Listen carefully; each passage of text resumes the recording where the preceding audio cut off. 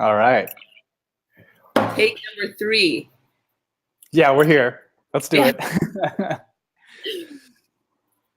How are All you right. doing? So, I'm great. I'm great. Yeah, I feel good. It's halfway through the week. I had a great weekend.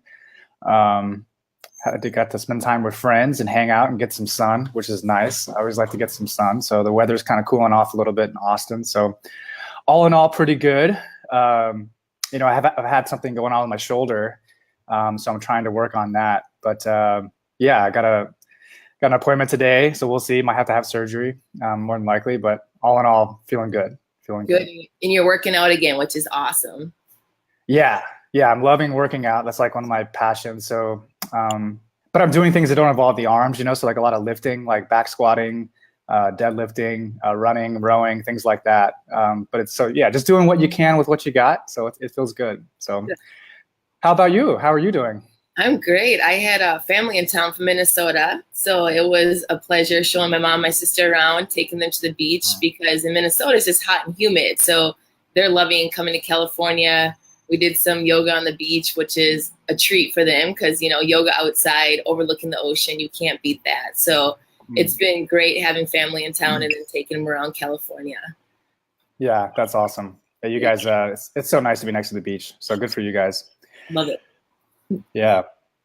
Well, awesome. So I want to talk about a lot of great things today. But first, I want to review a little bit of what we covered last time, the main topic, which was establishing your why and how that's so incredibly important in the beginning that you really dig deep within yourself and get a clear understanding as to why you're doing this challenge, what it is you're after, what are your main goals, what are your values, and really keep asking yourself why things are important to you. Like, I want to lose weight, or why is losing weight important to you? And, if you keep asking that question, you'll eventually get to a feeling.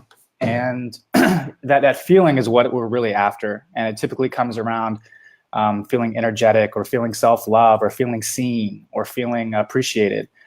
Those are the things we're really after. And I also talked about the importance of really establishing a good morning routine and how that's so important. How you start your day is how you ultimately set the tone for the rest of your day. So, if you can break down your why into a single statement as to what it is you're trying to accomplish, what your intention is for these 30 days, and print it out on a piece of paper, put it on your mirror, wake up every single morning, stand tall, look at it, and affirm that that's how you're going to be. And then just have time with yourself, whether that's some time alone in meditation, or doing some journaling, or going for a walk, or all the above, with a big glass of water. But those habits are ultimately what is going to set you up for success. And it's so much better to do that than get out of the bed and first thing in the morning check your phone and turn on the TV and not really get clear as to what you're doing, because it's really easy in our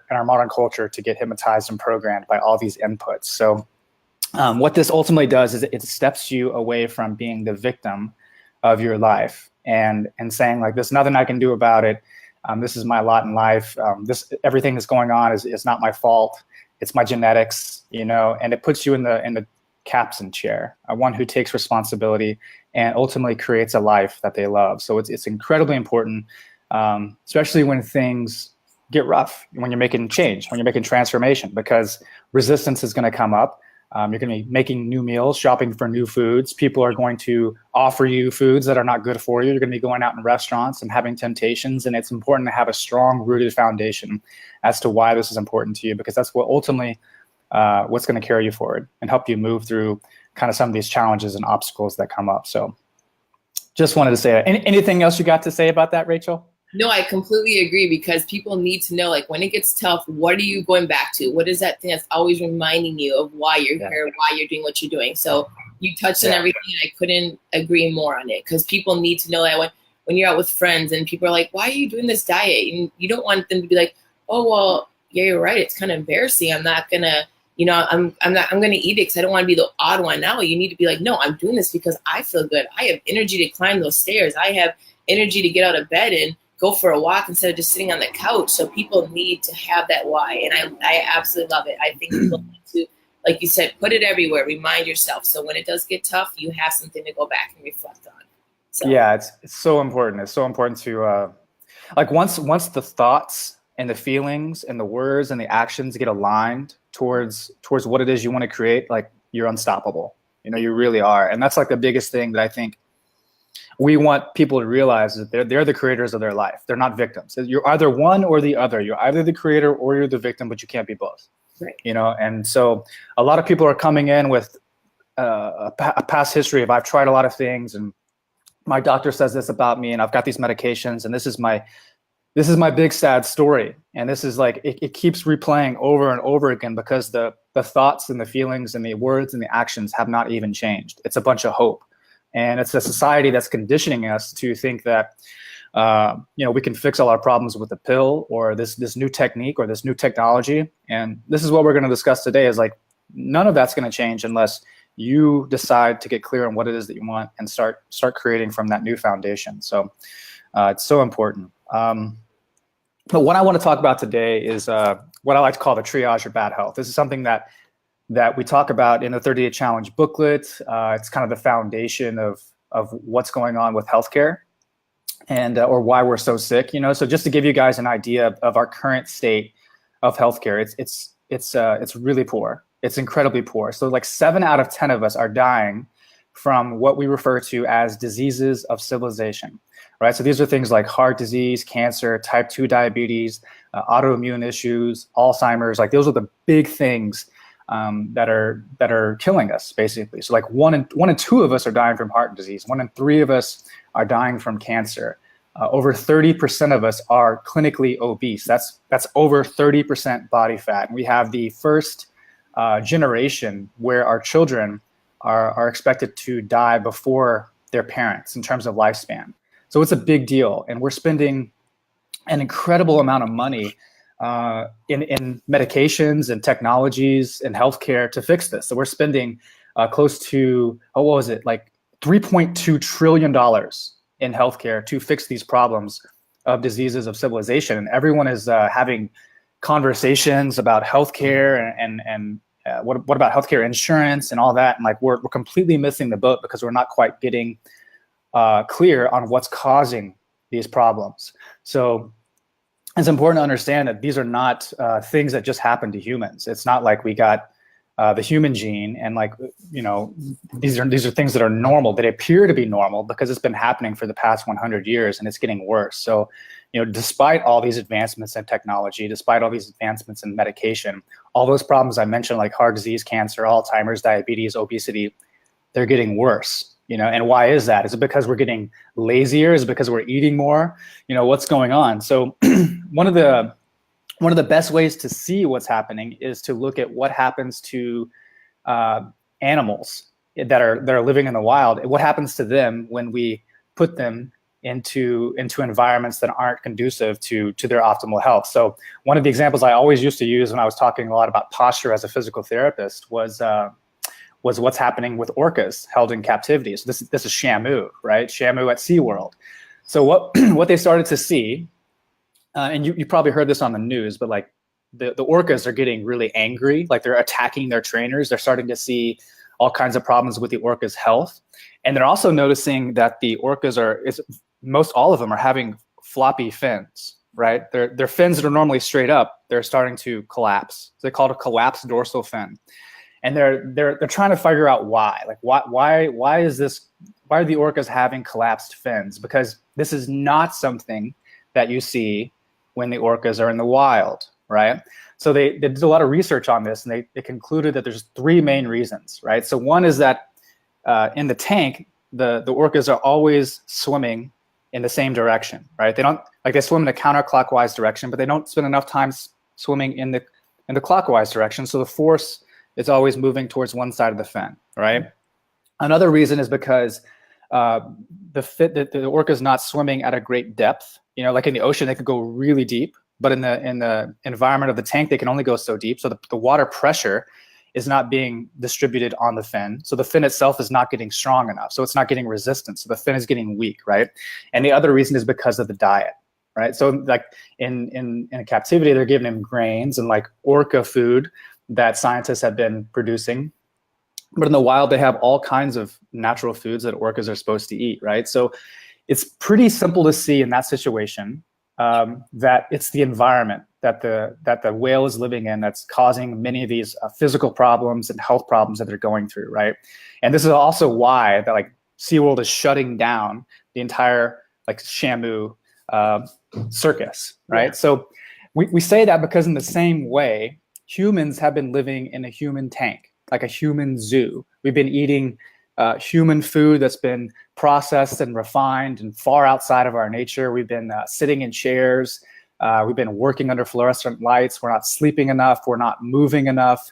We're eating artificial fats that we produce in the lab. Like all these things create an environment that's conducive to us having all those major problems that we were talking about, right? And as we get more industrialized and more processed and refined in the foods we eat and so far removed from nature, we'll continue to see these problems until we actually address it and change our lifestyle. And that, again, goes back to why we refer to this thing as a lifestyle. It's not a diet. You know, we have these old beliefs that we're overweight because we are eating too many calories, and that's it. And just, if you just eat less and exercise more, you'll lose weight and you'll be fine. You'll be healthy.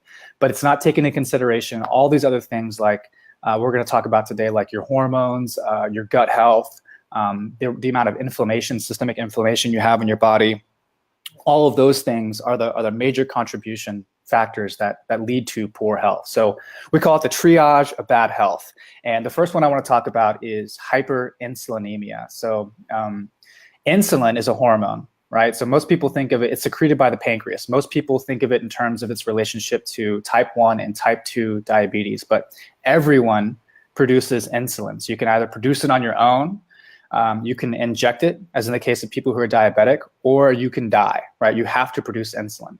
But the problem happens when we produce too much insulin. So the function of insulin, it gets secreted by the beta cells of the pancreas, and it starts producing insulin. Your pancreas starts producing insulin when there's a lot of sugar, glucose, in your bloodstream, right? And the function of insulin is to go over to that glucose molecule, bind with it, and then take it over into your cells, and it kind of opens the door. It's sort of a key and lock mechanism, and it puts that glucose into your cell, which is where you get energy to do all the things that you want to do, right?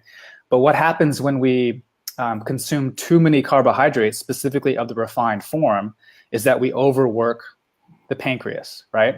So when we're consuming lots of foods with sugar, and there's too much glucose in the bloodstream, in other words, too many carbohydrates, our pancreas starts producing overtime, and all the insulin is trying to bind with the glucose, and a lot of it's trying to get into the cells of your, the door of your cells, but the cells are like, whoa, there's way too many of you, and it's kind of like a bouncer at a club, right? The bouncer's like, you guys cannot get in, you got to go somewhere else.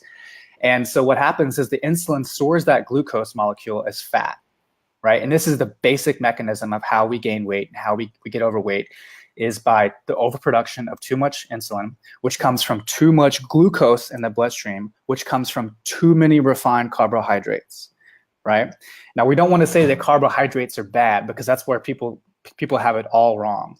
It's carbohydrates that are too dense in sugar and that are lacking fiber that gets us in a lot of trouble. Like, no one ever got obese because they ate too many apples. No one ever got obese because they ate too many sweet potatoes or bananas or mangoes. People got obese because they ate refined and processed foods that have little to no fiber and that are artificially injected with so much sugar, right?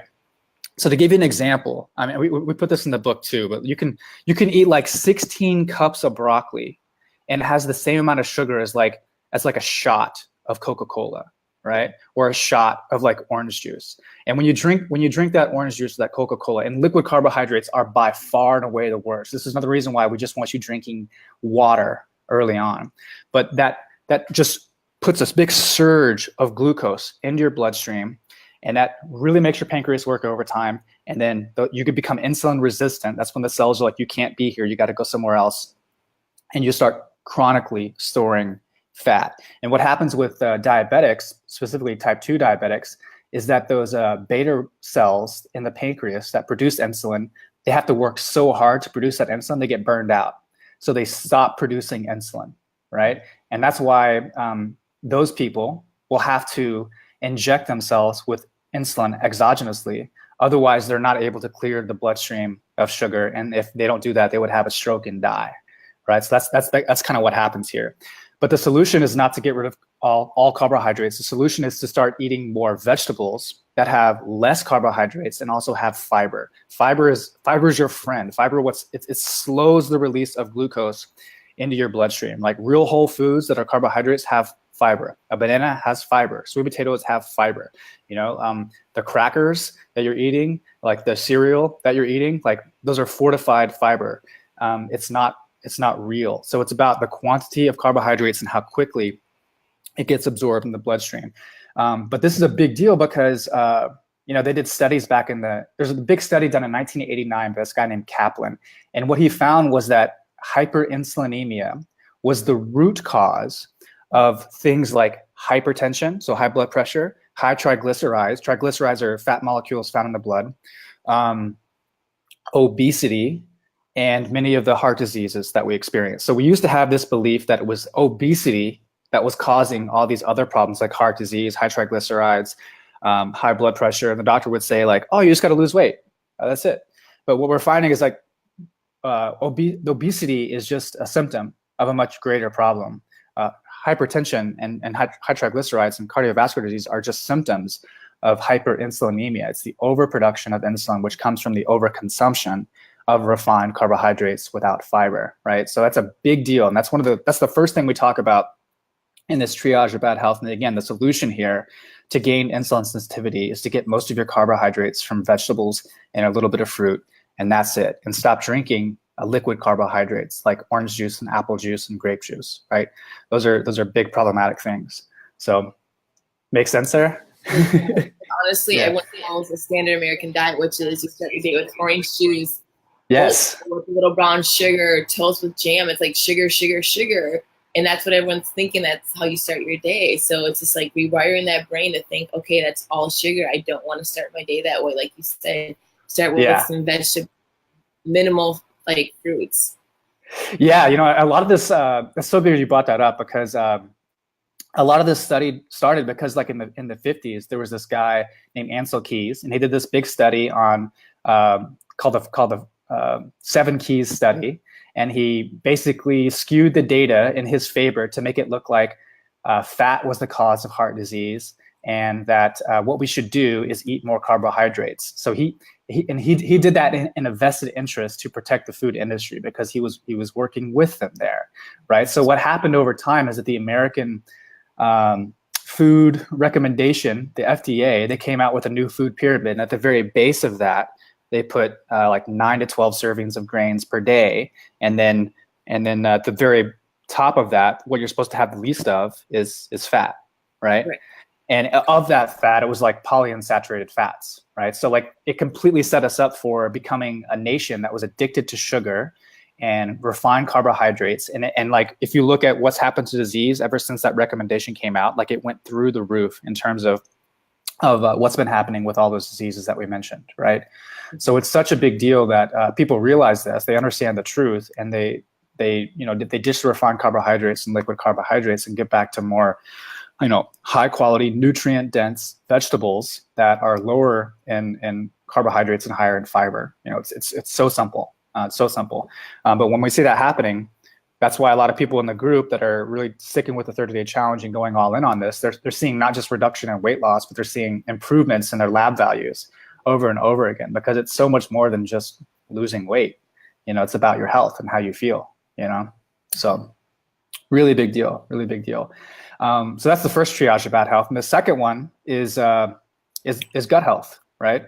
So the gut is like, you've probably heard before, like all disease begins in the gut, and it's completely true. And it's the gut's so important. It's where you absorb all your vitamins and minerals. It's where you eliminate all your toxins. Many of the serotonin, dopamine, all the receptors, all the things that make you happy, it's produced in the gut. It's not actually produced in the brain. So when your gut is good, everything else is good. But when your gut is bad and you're not absorbing the vitamins and minerals in your food, when you're not eliminating toxins, it sets you up for chronic problems, right? So with that food industry, industrial revolution, you know, we started eating a lot of foods that were not conducive to good quality gut health. I mean, the obvious ones are like the refined sugars and the artificial flavors and synthetic foods and things like that. Like the body is an organism, and we're eating things that it's like, I don't know what's going on here. It causes a lot of bad bacteria in the gut. You know, when we eat a lot of that sugar, it allows this bad bacteria to grow, and that impacts our immune system in a major way. We know that 80% of all the autoimmune issues that we're having are coming from the gut, right? But the big ones that are really problematic, that are kind of poking holes and compromising the integrity of the intestinal lining, are things like grains, right? Legumes and dairy. So these are all foods that have properties within them that have potential to irritate the gut. And they're also foods that, if you look at things from more of an evolutionary standpoint, they're not foods that we've been eating very long as a species, right? They were just introduced after the agricultural revolution. But before that, you know, before say 10,000 years ago, these foods were not part of our diet at all. It only started to happen once we started farming our foods. So you can make a case that we're not evolved to eat these foods, but really the true test is like, take them out for 30 days, see what happens, and then find out for yourself. But it's also important to know that, like, during the past 100 years, grains have changed dramatically, right? They've been genetically modified and processed, and the good quality fiber has been stripped out of them. It's been fortified. And it has a type of fiber called it's a complex carbohydrate called amylopectin A, which gets broken down extremely rapidly in the bloodstream. So it's also problematic in terms of your glucose levels. But grains, for instance, have proteins within them that poke holes in your intestinal lining. These are the things called gluten and gliadin, right? And when that happens, toxins, those proteins can get into the bloodstream, right? And it's kind of like an invader crossing over the barrier where they're not supposed to be. And all of a sudden, you know, the internal body, the system, thinks it's under attack. So that it really throws off the immune system. And this is how we essentially get to places like autoimmune issues, you know, that really get you in a lot of trouble. The same goes for dairy. So the big like proteins like casein and whey can be problematic for a lot of people. They have the same potential to break through that intestinal barrier and set off the immune system. And then legumes, so beans, have their own defense mechanisms within them. There's different lectins in there, things that the beans have within themselves to protect themselves against predators, you know, that also have the potential to irritate the intestinal lining. So the solution here, and this is why we're so big on having you eliminate grains, legumes, and dairy for 30 days. So we stop irritating the gut with harmful foods, right? We stop consuming those things, and we try to consume things that are going to be beneficial to the gut. So more like vegetables and fermented foods like raw sauerkraut. You know, it's also why we're really big on, about 10 days into the challenge to start doing a good quality probiotic, so that when that happens, a lot of that bad bacteria that was feeding off sugar, you know, is going to start dying off, and you're going to start healing and sealing that gut lining, start consuming good probiotics and good fermented foods, and that immune system goes up, absorption of foods goes up, the elimination of toxins improves, and that radically reduces your chances of having autoimmune issues. And we see many people whose symptoms with like MS and Sjogren's and all these other things start to go down once they do the 30-day challenge, because the gut health has improved. We see people's memory improve because gut health has improved. We see people's joint pain go away because their gut health has improved. You know, mood, elevation, depressive symptoms are going away. So it's much deeper than just calories in, calories out, right? So that's gut health. Yeah. And it's honestly impressive. Like, I've been not eating gluten for over a couple of years, like 2 years now. And if I have anything that has gluten in it, immediately my stomach will get bloated and I feel so lazy and I don't want to do anything. So it's insane how quickly my body responds to anything that has gluten in it. Yeah. When you take these things out, it's easier to notice, right? Because you get an acute reaction to it. And the thing is, like, and a lot of people ask us, to like, how come I'm so sensitive to these things now? It's like, you've always been sensitive to it, but you just didn't notice it because it was impacting you in a chronic way as opposed to an acute way. but yeah, it's amazing when you take these things out, you start feeling wonderful. You bring them back in, you're like, whoa, what was that? You know, it's kind of like when people, I mean, I can't stand smoking, but like, I remember when I was a kid, I smoked a cigarette. I was like, oh, this is terrible. Like, why would anybody do this? But somehow, because of social pressure, people keep doing it. You know, they keep going, and all of a sudden, like, they don't have those negative reactions to cigarettes anymore. That's because they kept going. They stayed with it. They really persevered, and they didn't notice the symptoms anymore. You know, so it's interesting what happens when you take it away and then bring it back in, and you notice that acute response. So. Right. So that's gut health. That's gut health, and that's really important that people understand that that's one of the things we're trying to do here. So we talked about, you know, insulin, gut health, and the other thing is inflammation, right? So inflammation is the third part of the triage of bad health, which is really at the root cause of also many of our diseases, specifically heart disease. So many people think about heart disease and they're like, they're looking solely at things like cholesterol, right?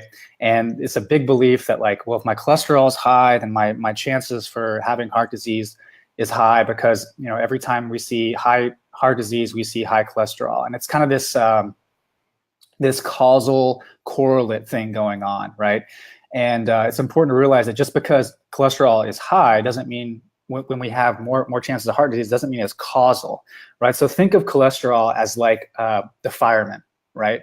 Cholesterol is there to put out the fire. So if you look at the fire and firemen, you said, well, the firemen are always there when there's a fire, but the firemen aren't necessarily the ones that are causing the fire to happen. They're just there to try to put the fire out, right? And it's the same way with cholesterol. Cholesterol is something to show up, that shows up as a repair mechanism to fix the damage caused by things like inflammation, caused by things like poor gut health, caused by things like hyperinsulinemia, right? So it's really important that we get that clear.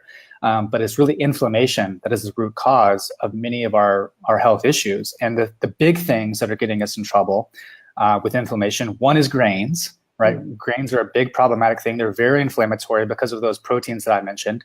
But also it's the quality of our fats, right? So when I talked about in the 50s, how all of a sudden fat became the enemy, the advice was for us to stop using saturated fats and animal fats and start consuming polyunsaturated fats like canola oil, safflower oil, vegetable oil, these industrial seed oils, which are extremely inflammatory to the body because they're so unstable, especially under heat, right? And they're also very high in omega-6 fat, right? Whereas like good quality fats like ghee, grass-fed butter, coconut oil, and good quality animal fats coming from, grass-fed animals and free-range chickens and things like that. Those fats tend to be higher in omega-3. So all this leads to an overconsumption of omega-6 fat and an underconsumption of omega-3 fat. And that's where we get in a lot of trouble because we develop these ratios of like 1 to 20, 1 to 26, 1 to 30 in our modern culture. And it prevents an internal state of systemic inflammation because of that imbalance. Whereas our ancestors had more of like a 1-to-1, 1-to-4 ratio of omega-3 to omega-6 fat. So the solution here really is to change the quality of your fats. So instead of eating animals and your beef, your chicken, your fish, or whatever, getting them from farm-raised sources, you're better off getting them from free-range, grass-fed sources. And instead of eating industrial seed oils like canola oil, vegetable oil, safflower oil that are high in omega-6 fat, consuming more stable saturated fats that are high in omega-3 like grass-fed butter, ghee, coconut oil, right? Those things right there, those are the three things: fixing insulin levels, hyperinsulinemia by eating less carbohydrates, getting rid of gut irritating foods, and eating less inflammatory fats and more stable fats. Those things right there, if you do those for 30 days, you don't have to worry about counting calories. You don't have to worry about all the little things because you're taking care of the root issues that are causing the most problems, right? And all of a sudden it becomes really, really clear as far as like what's going on in our society and why we're so sick, and how the solution is like incredibly simple once we start living in the way that we're more designed to eat. Outside of those things, it's other things like moving, getting sun, sleeping really well, managing your stress, and being connected to yourself, being connected to each other, living in community, really doing things that make you happy, things like that. But those are the most important things, these things that make the most difference in your health. I completely agree. Going back to what you're supposed to eat. It's crazy though when you look at it. It's like everything now has, like what we say, read the labels. Everything has so much sugar in it. It's like going back, read everything, put good stuff in your body. Mm-hmm. Yeah, it's like, it's funny that we even ask the question, like, how many calories should I be eating? Yeah. That's a question that we're only asking because it's something that the food industry encouraged us to ask, because they put calories in the back of food with labels, right? But like broccoli doesn't have a label on it that tells you how many calories it has, right? Like meat doesn't either, the good quality fats don't either. Like, it's just something that we do because the food industry has told us to do it, right? And it's all of a sudden it's become very systematic, and we have to calculate it, and food and diet becomes so hard and so difficult. But like when we're eating the right foods, we don't overeat those foods, and it's really simple when we think about it. Just good quality meats, lots of vegetables, a little bit of fruit, a little bit of nuts and seeds, good fats, and like you'll be fine. It's really the first step. I like it. Should we dive into questions? Let's do it. So the first one is from Nicole. She goes, is it okay to cook in hot wok with olive oil, or should I use ghee instead? So if you're doing it on a hot surface, you're better off using ghee for sure, because it's a more stable fat. It's a saturated fat. The fats and this kind of goes for all fats, you're going to be better off cooking at high heats with things like ghee, grass-fed butter, coconut oil, more of the animal fats like lard, tallow, things like that. Those are all stable and much safer to use at high heats because the bonds of those fats are more saturated. They're together. Monounsaturated fats, which is what olive oil is something that should be used at much lower heats or like at room temperature, because they are missing one bond that make them less stable, and it's more likely to cause inflammation in the body. So just think about those things. Like, just think, anytime you're using heat, use a saturated fat, and anytime you're using low heat, you're okay using monounsaturated fats. There's one monounsaturated fat, avocado oil, that would work fine because it has such a high smoke point, and it is safe at a higher heat. But that's really the only one that I recommend doing. But other than that, yeah, just keep it as a low heat if you're using olive oil. The other thing I'll mention, like, we haven't talked about it much, but like cookware, is also something that's important to consider. So a lot of toxins can seep through into your food if you're using poor quality cooking ware. So I don't even know what they're like, Teflon and things like that, like really poor quality things like that. But the best things to use would be like stainless steel, cast iron, and things like that. We can put in more resources below if people are interested in that. But also your cookware and the things you use are really important. You don't want, really with all your food, you don't want to store in plastic. You're better off with glass. You don't want to drink out of plastic, things like that. But anytime you're using heat with anything, it's important to know that like toxins leach out a lot easier because you're moving around the molecules within that surface. So always use good quality cooking ware if you can. Wonderful. Yeah. And then the next question is from Donna. You kind of already touched on this, but she did ask, why am I so sensitive to certain foods now? How did I tolerate these foods before without nausea and headaches? Yeah, we did touch on that a little bit. It's basically, now you're getting acute inflammatory reactions. Before, you were getting chronic reactions. You didn't notice it. So another analogy that I use to kind of describe this, that's a good example of what happens in the 30-day challenge, is like a room of strong perfume, right? So like when you walk into a room of really strong perfume, and like you walk in and like you have an acute reaction to it, like you cough, your eyes get watery, and like you're like, wow, this is like really strong. And you look around in the room, and everyone in the room is like, what's wrong with you? Like, why are you freaking out? Like, why are you coughing? Because they've been in the room for so long, they don't have those reactions, right? Sure. And if you stay in that room for a long time, you as also do not have those inflammatory reactions. But it does not mean that it was negatively impacting you. It was doing so in a chronic, low-level systemic inflammatory way, right? And it's almost like we were born in the proverbial room of strong perfume. So these things have been impacting us for a long time. They've been causing us to have things like obesity and heart disease and cancer and diabetes and autoimmune issues and Alzheimer's, but we don't make the connection because it's normal. We're living in this human tank, right? And our solutions also come from within this human tank. Like our medical schools are from within this human tank. Our medications are from within this human tank. What the 30-day challenge is all about is getting you outside of that room of strong perfume. And, you know, just for 30 days, let's just focus on maximizing nutrition and minimizing toxicity. And then we can come back in, put our foot back in that room and smell a little bit and be like, is this okay? And we're like, nope, it's not good. Right. You know, it's not good. So let's stay out. If you're having those reactions, it's not good for you. If you kept eating it, you'd probably have less reactions, but you'd gain weight again. You'd increase your risk for heart disease again. You know, so it's the distinction between a chronic inflammation and acute inflammation. Right there is what's happening.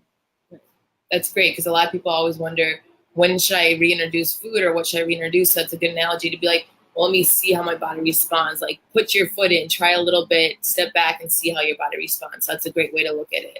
Because everyone wants to know, like, how should I bring back cheese, or how should I, you know, bring back what I'm missing? And so that's a great way to do it. Yeah. We always suggest, you know, first 30-day buy-in, you know, get really clean, and then take one food at a time. You know, which one you're like most curious about. Like, take cheese, have it for breakfast, lunch, and dinner. And then go back to a 30-day challenge way of eating for the next 3 days, but notice how you feel. Notice if you had some reaction to it. And you'll know real quick if cheese was right for you or not. And like that right there is better than any food sensitivity test you can get. It's better than any DNA testing you can get, because it's telling you right there what's happening with your body, and you'll know. It's self-test is the best way to go. And it's also like, we want to be clear that like there's no one-size-fits-all diet. Some of you may do just fine with cheese. Some of you may do just fine with non-gluten containing grains, but some of you and most of you will not. Most of you will not do well with it, but you have to have that perspective for yourself and to see what it's like. So yeah, it's really, really important that people get clear on that. Wonderful. Yeah. And we have another question from Allison writing, is there such a thing as too many veggies or good fats? Yeah, so anything can be overdone. It doesn't matter what it is. I'll say that it's really hard to overeat veggies, and it's really hard to overeat fats because they're so satiating, right? Yeah. So like I mentioned, the fiber in them, the vitamins and minerals in them, and even good quality meats, like it's hard to overeat those things because they're so satiating. In other words, like, you know how you eat some vegetables and you eat some meat and like the first bite's really good. Like, oh, it's really good. That was so tasty. You have another one that's like, that was really good too. But like the first bite was actually better. And now my third bite, I'm like, I'm getting kind of full and I don't have to eat much anymore, right? And the reason why that's happening is because the vitamins and minerals are being absorbed in your body, and it's getting what it needs, and it's sending a signal to your brain that I'm having enough, right? There's this other hormone called leptin, which is your satiety hormone. It's the one that tells you like how much energy you have and how much you need to keep eating in order to do the things that you need to do in life, right? So we become that signal gets disrupted when we're eating refined and processed foods, right? And the reason why that's happening is because those foods are low in vitamins and low in nutrition, and the body's like, well, we're eating, but we don't quite have what we need, so we need to keep eating, right? So it's kind of like when you eat the Oreo, you have one bite, and you're like, oh, that was really good, but you're like, I want more. You know, I want more. So then you have the Oreo, you have the ice cream, and you chase it down with some Coke, and your body's like really searching for vitamins and minerals, but it can't find it. So it's like, well, keep eating. And since we're not getting the nutrition that we need, no matter what you do not move, because we don't want to spend any energy that we do not have. So this is like the recipe for disaster. Eating poor, nutritious food and not moving creates an environment for disaster. And that is like the American problem right there, right? So it's really hard to overeat vegetables and good fats and meats because it's high in nutrition and your body's like, we've had enough. Like you can try, but you're not going to get very far, you know, because it's so satiating. Right. You know, but on the same lines though, I will say that like anything that you overeat, you could potentially become reactive to. Like if you have like leafy greens every single meal, that could be too much oxalic acid in your body. So if you have the same ground meat every single meal, it could be too much of that type of meat. So it's a good idea always to use variety in your food, different colors, different types of vegetables, different types of meats, different types of fats, just so you get a broad spectrum of vitamins and minerals. But like in general, it's really hard to do, and it's not even like something you should be worried about. Yeah. Right. Yeah. I think a lot of the concern comes from if they have like the olive morning drink, if they have olive oil in there, and then they have like avocado at breakfast, and then coconut oil in their bulletproof coffee. They're trying to think, is that too many healthy fats in a row? Yeah. Well, that could be. Again, that's hard to do because we'll get to a point there where people are just stuffing themselves to stuff themselves. Yeah. And what I really encourage people to ask before they eat or drink anything is like, am I really hungry? Or am I just eating because it's time to eat? A lot of the times, like and it goes back to like the food industry telling us we need 3 square meals a day. And I've got to have breakfast. I've got to have my snack. I've got to have my lunch. I've got to have and then all of a sudden it's like we develop a pattern of eating when we're not really hungry. And it's something to consider because these foods are satiating, that we can go a lot longer. In our first talk, we talked a lot about fasting, but you can go a lot longer without eating if you're eating the right foods, if your blood sugar is stable, because what's happening with that refined American diet is we're getting big spikes of sugar and then it drops, right? And then we want to go back to the things that gave us the energy, so we go back to sugar.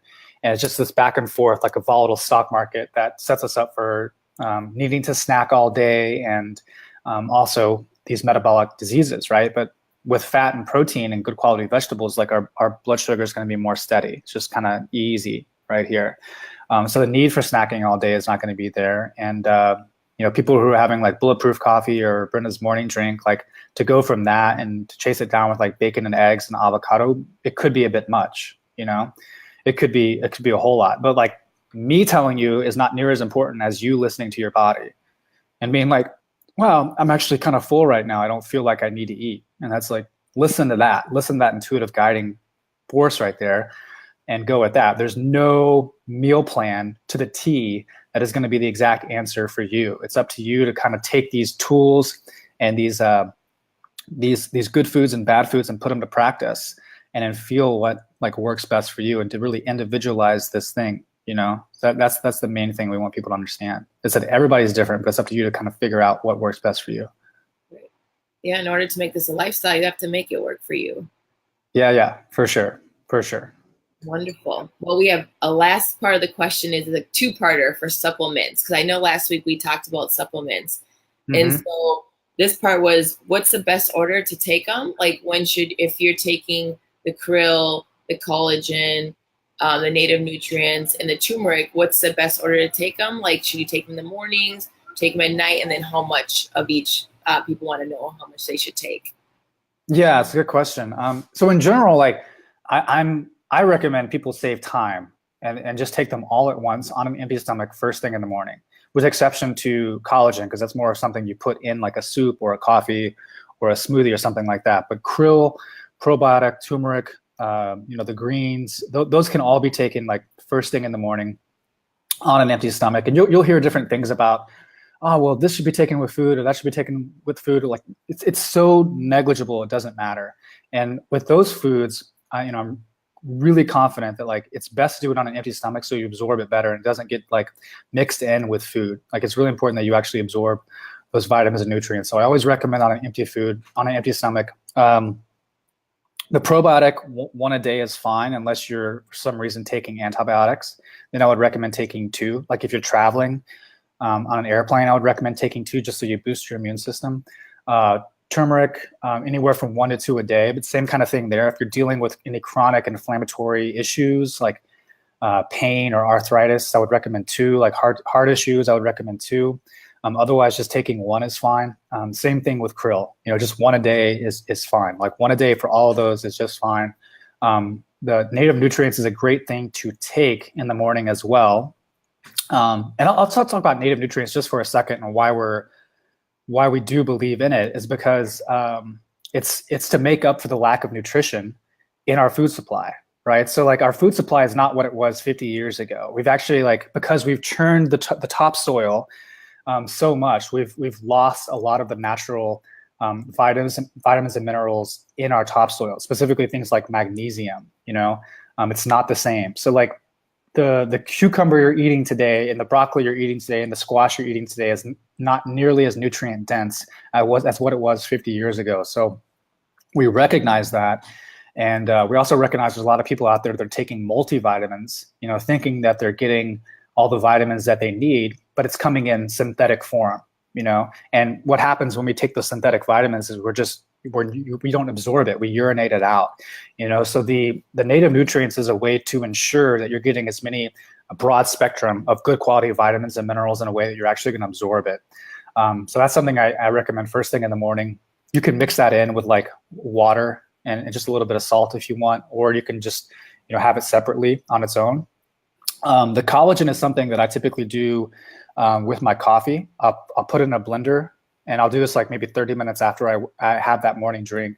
But I'll put it in a blender, mix in the collagen. I'll have it that way. Another good way to do it is like in smoothies. We have on nativepath.com, you can go there and you can find all kinds of smoothies that we have. And the good thing about those recipes is they're lower in carbohydrates, right? They're really high in good quality fats, and it doesn't have all the sugar that a lot of smoothies do. So it's really kind of works with what we're going for in the 30-day challenge. But you can also use the collagen in soups, things like that. So that's my general answer, is like first thing in the morning, as best you can, get it out of the way, save yourself some time, and just get on with your day. Yeah. Perfect. And speaking of collagen, the last question is, what makes our collagen different from the other collagens you can find in the stores or online? Yeah, so it's really the quality and the purity, right? So like we have the highest quality collagen that you can get. It's sourced from grass-fed cows in Brazil. So they're happy cows eating grass like cows should be, and they're free of hormones and antibiotics. They're not injected with anything. So that produces a good quality product. It's always important to remember that you're not just what you eat, you are what you eat eats. And a lot of the collagen out there is sourced from not so good environments like China, and cows that were not fed grass. They're grown on feedlots, and they are injected with hormones and antibiotics and things like that. So that negatively impacts the quality of the collagen. And the other thing is there's a lot of flavored collagen out there that is getting people are buying it, but it's also they're putting a lot of artificial colors and dyes in there, and like fake sugars that aren't conducive to you. And like what we're really going for in this 30-day challenge is like pure quality, good products with like free of any chemicals and hazards and things like that. So the difference really is the quality. That's the main thing. It's like one of the things that we're really big on is the integrity of our products. And I also like, because a lot of people ask why we don't have flavors. I actually like that it's flavorless, so you can add it to any drink, any smoothie, and that it works so perfectly with anything you want to add it to. Yeah, that's the way. Like I like to think about it as like a base. Yeah. Like you don't take it on its own. It's a base that you add other things to. And like just let everybody know, we are coming out with like collagen creamers that we'll be making available for people after the challenge. But during the 30 days, really want you to focus on the simple stuff, and back to collagen and why it's so important is because most people in our modern diets are extremely deficient in collagen. Our ancestors would eat nose to tail, all parts of the animal, but we're not doing that these days. They would also cook a lot of bone broth. So they would take the bones and cook it down and extract a lot of the collagen out of the bones and use it and get collagen that way. But that's not something that we do either. So we do consider it a very important part of our native diet, but we're just not getting near enough, nor is the quality very good. So just, using a simple supplement that's as clean as possible is perfect for the 30 days, Exactly. Well, wonderful. Yeah. Those conclude all the questions we got from the members. All right. Well, thank you guys for watching. Really enjoying these talks. And if anybody has questions, just leave them here. You can always go back and watch the videos again. I know on Facebook, if you go to the video tab on the left-hand side, I think you should probably be able to see all the previous videos. And I think hopefully we can get these things turned into a podcast as well. Yeah. I think that'd be really cool. So we're working on that. But love your feedback, love your questions, and just thank you guys so much for being here. Yes, thank you. And I hope you guys have a great morning. Enjoy your Wednesday, and thanks for tuning in. All right, guys. Adios. All right, take care. Bye, guys. Bye-bye.